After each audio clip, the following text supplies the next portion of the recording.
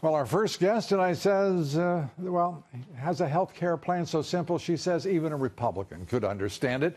Joining me now, political commentator, syndicated columnist, best-selling author, 11 New York Times bestsellers, but who's counting, including In Trump We Trust, Ann Coulter. Ann, great to see you. Let's start with this, the president's former national security advisor, now offering to testify in exchange for immunity, but apparently no takers among either the intelligence committees of the Congress and the Senate, nor the FBI. Interesting news. I'm not sure I'd read too much in the abstract into his request for immunity in this environment right now. I think if I were representing the White House chef, I'd want immunity for talking about anything having to do with Russia. I do think this whole Russia hysteria gets more hilarious and conspiratorial by the day.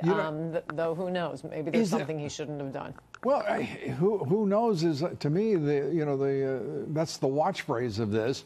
There is no evidence whatsoever of any inappropriate discussions or actions taken by anyone in the Trump campaign or team with Russia. Yet here we are 7 months later, and an FBI investigation still underway, with people clucking in the corners of seemingly every reception room in Washington, D.C. Let's turn, if we may, to some... Could I say a couple things about that? Just one. No, I'm kidding. Go ahead. Two. Okay, first of all, as more evidence comes out, the whole Russia conspiracy is collapsing. Even Russia having been behind the hacks of the DNC, the one group that, computer hacking researchers or sleuths to support that theory was the famous CrowdStrike, which was always kind of suspect because they were affiliated with the Hillary Clinton campaign. Right. Well, just this week, CrowdStrike retracted the main portion of its report. It was citing something from, Institute for Strategic Studies or something. Right. And Institute for Strategic Studies said, no, you misquoted us. So even they have retracted their report. All these outside sleuths say what you're saying, this fancy bear, the footprints, and this is only for the DNC hacking, left by Russia, no outside group agrees with this. Yes, Russia originated it, but once it goes out, it's not like a bomb that blows up. Now everybody has these fingerprints.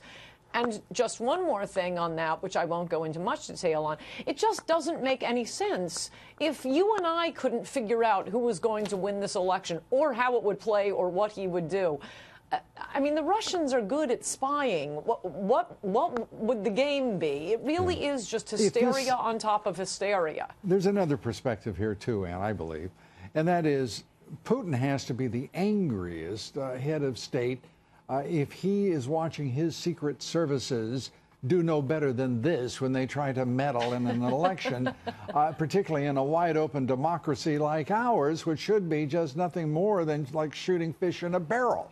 It seems they've mucked it up about as badly as one could imagine. Speaking of mucking things up, it's Paul Ryan persists as Speaker of the House despite failure after failure after failure, whether it is individual legislation or whether his brief tenure, although it seems like much longer than almost 2 years, in which he has led the Republicans to not a single success. And now he has tried to join himself to the President of the United States so that he will be inured to any responsibility or accountability for his failure to get through the health care repeal and replace legislation. No, it's very concerning.